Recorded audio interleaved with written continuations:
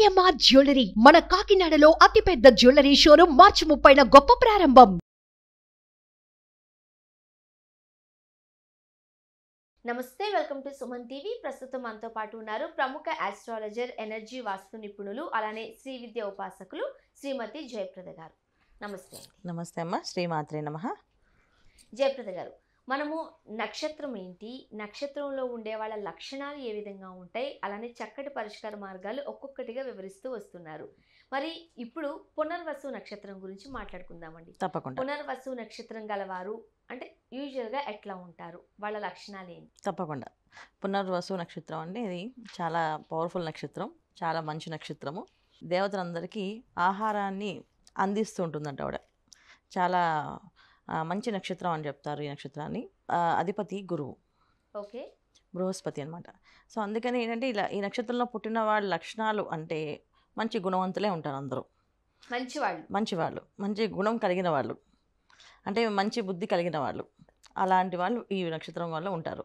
అయితే మనం పూర్తిగా ఈ నక్షత్రంలో ఇలాంటి లక్షణాలు మాత్రమే కంప్లీట్గా ఉంటాయి అని చెప్పడానికి కంటే ముందు మనం చెప్పవలసింది ఏంటంటే, నక్షత్రం అనేటప్పటికీ వాళ్ళు ఉండే రాశి, లగ్నము, దీన్ని బట్టి వీళ్ళ ఆలోచన విధానం కానీ, వాళ్ళ శరీర తత్వం కానీ, మార్పులు కానీ ఏవైనా, అంటే మనిషి అందంగా ఉంటారు, చక్కగా ఉంటారు అనడానికి, ఎత్తుగా ఉంటారు, పొట్టిగా ఉంటారు అనడానికి ఇక్కడ మళ్ళీ ఇక్కడ లగ్నంతో హెరిడిటరీగా వచ్చే అవన్నీ దాని ప్రకారంగా ఉంటుంది.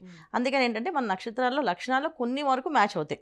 మనం ఏదైనా సరే 30%, 30 to 40%, అదే లగ్నం అయి ఉంటే 60 to 80% మ్యాచ్ అవుతుంది. పునర్వసు నక్షత్రము కర్కాటక రాశిలో ఉంటుంది, మిథున రాశిలో ఉంటుంది.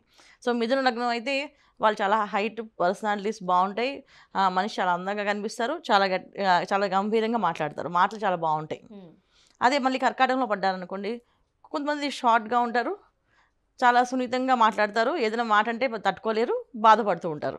సో ఈ రెండు కాంబినేషన్స్లో ఉంటుందన్నమాట.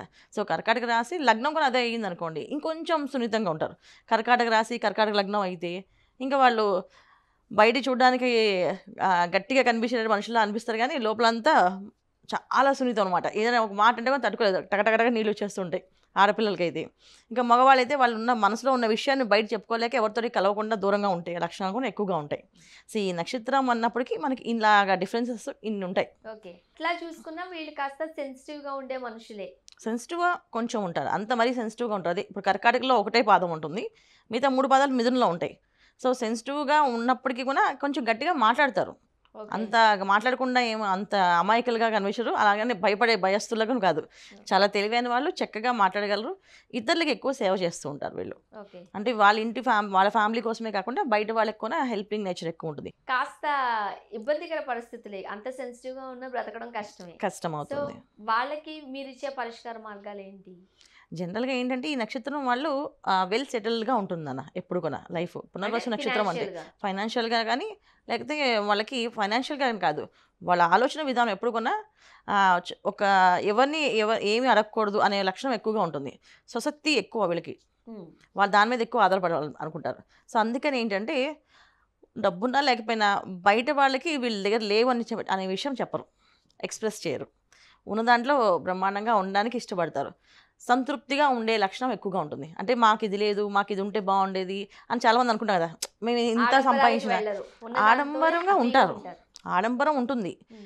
అది వాళ్ళ దాంట్లో వాళ్ళకి ఖర్చు పెట్టుకుంటే తప్ప పక్క వాళ్ళకి ఉంది మనకు లేదనే ఏడుపు అనేది ఉండదు వాళ్ళ దగ్గర, జెల్సీ ఉండదు, ఆ జెల్స్ అనేది ఉండదు వీళ్ళకి. తర్వాత ఏంటంటే మనకి ఎందుకు లేదు అనేది ఆలోచించరు, మనం ఇంకా ఏం చేసుకోవాలి అని ఆలోచిస్తుంటారు. సో ఆ లక్షణం ఎక్కువగా ఉంటుంది పునర్వసు నక్షత్రం వాళ్ళకి. ఎక్కువ 10 మందితో కలుస్తారు, అందరితో కలిపి అందరికి సేవాభావంలో ఉంటారు కనుక వీళ్ళకి ఎక్కువగా ఎప్పుడు ఫ్రెండ్లీ అట్మాస్ఫియర్ ఎక్కువగా ఉంటుంది. సో మరి వీళ్ళు ఒక దేవతను కానీ దేవుణ్ణి కానీ ఆరాధించాల్సి వస్తే ఎవరిని ఆరాధిస్తే మంచిది? పునర్వసు నక్షత్రం జనరల్గా ఏంటంటే రాములవారి నక్షత్రం అని అంటాం. సో ఆయన సాక్షాత్తు రాములవారి నక్షత్రం. ఈ నక్షత్రం చాలా మంచి,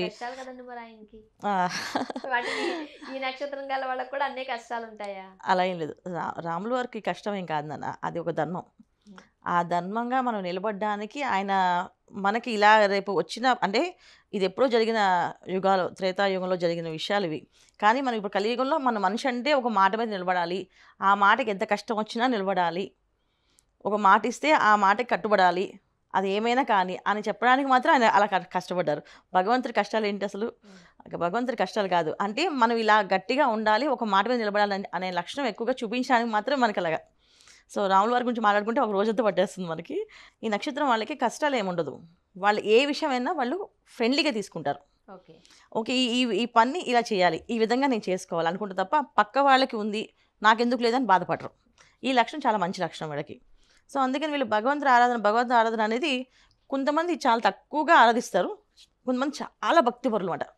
ఎంత భక్తి అంటే అసలు వాళ్ళు పొద్దున్న లేస్తే దేవుడికి నమస్కారం చేయకుండా బయటికే వెళ్ళరు. ప్రతిదీ భగవంతుడు దేవుడా దేవుడా దేవుడా దేవుడు అంటూ ఉంటుంటారు.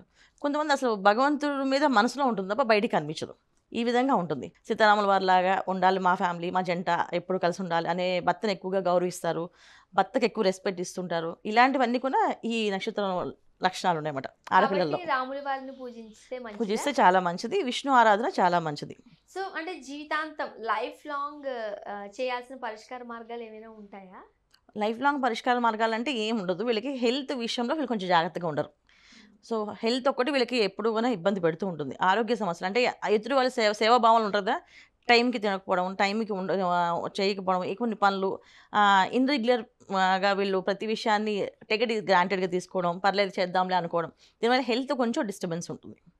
ఆ హెల్త్ని జాగ్రత్తగా కాపాడుకోవాలి. టైం టు టైం తినడం కానీ ఫుడ్ విషయంలో కానీ జాగ్రత్తగా ఉంటే చాలా మంచిది.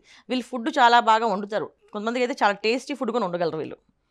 అలాగే ఫుడ్ పెట్టడం ఇష్టం వీళ్ళకి. కాకపోతే అది ఒక టైం ఉండదు. ఇప్పుడు ఎవరైనా 10 మంది ఇంటికి వచ్చారనుకోండి, వీళ్ళు విసుక్కోకుండా వెంటనే వాళ్ళకి ఫుడ్ ఆర్డర్ చేయడమో లేదా ఫుడ్ వండడమో ఇష్టపడతారు. ఫుడ్ పెట్టడం అంటే చాలా ఇష్టం అన్నమాట వీళ్ళకి. ఫుడ్ పెడుతూ ఉంటారు అనమాట. అందుకని కొంచెం టైమింగ్స్ ఇన్రెగ్యులర్ ఉంటుంది. హెల్త్ ఒక్కసారి జాగ్రత్తగా చూసుకోవాలి. ఇది మెయిన్ ఇంపార్టెంట్ వీళ్ళకి. తర్వాత వీళ్ళకి ఆర్థిక పరిస్థితి సామాన్యంగానే ఉంటుంది. చాలామందికి అంత హై ఉండరు, అందుకని లోగా ఉండరు, సామాన్యంగానే ఉంటుంది. ఏ విషయమైనా వాళ్ళు జాగ్రత్తగా, అన్ని విషయాలు జాగ్రత్త పర్లే వీళ్ళు. అంత మరీ డుబారా చేసుకునే మనుషులు ఏం కాదు, జాగ్రత్తగానే ఉంటారు ప్రతి విషయాన్ని. ఇంకొక విషయం ఏంటంటే వీళ్ళకి పిల్లలంటే చాలా ప్రేమ. ఫ్యామిలీతో పాటు పిల్లల్ని ఎక్కువ ప్రేమిస్తారు. చాలామంది అంటే భర్త కంటే పిల్లలు ఎక్కువ అన్నట్టు అంటారు కదా, అలా ఆడపిల్లలు అయితే పిల్లలకి ఎక్కువ ప్రయారిటీ ఇస్తుంటారు. అలాగే హస్బెండ్కి అంతే, పిల్లలు ఎక్కువ ప్రయారిటీ ఇస్తుంటారు. వైఫ్కి ఇచ్చినా పిల్లలకి ఎక్కువ ఇస్తుంటారు. ఇలాంటి లక్షణాలు ఎక్కువగా ఉంటాయి అన్నమాట. సో పిల్లలతో ముడిపడి వీళ్ళకి కొంచెం ఇబ్బందులు ఉంటాయి. పిల్లలు కొంచెం టెన్షన్ పడ్డాం, ఎప్పుడు బాధపడ్డాం అని ఉంటుంది.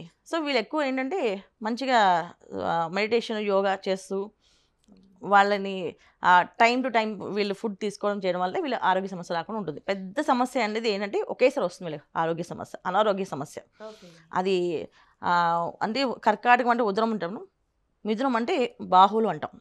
సో అంటే ఎప్పుడైనా వీళ్ళకి వస్తే ఏమవుతుందంటే బ్యాక్ పెయిన్స్ సంబంధించింది కానీ, తర్వాత వీళ్ళకి గ్యాస్ట్రిక్ సంబంధించిన ప్రాబ్లం కానీ ఇలాంటివి వచ్చే అవకాశం ఉంది. ఇలా రావడం వల్ల ఏమవుతుంది అంటే ఒకసారి హాస్పిటల్కి వెళ్ళామంటే ఇంక మళ్ళీ తిరిగి వచ్చే అంత అవకాశం ఉండదు. ఇప్పుడు కొన్ని సందర్భాలలో ఈ క్షేత్రానికి వెళ్ళాము, దర్శించుకొని వచ్చాము, మాకు మంచి జరిగింది, మళ్ళీ రిపీటెడ్గా ఈ కష్టాలు మాకు ఉండవు అని అంటూ ఉంటారు.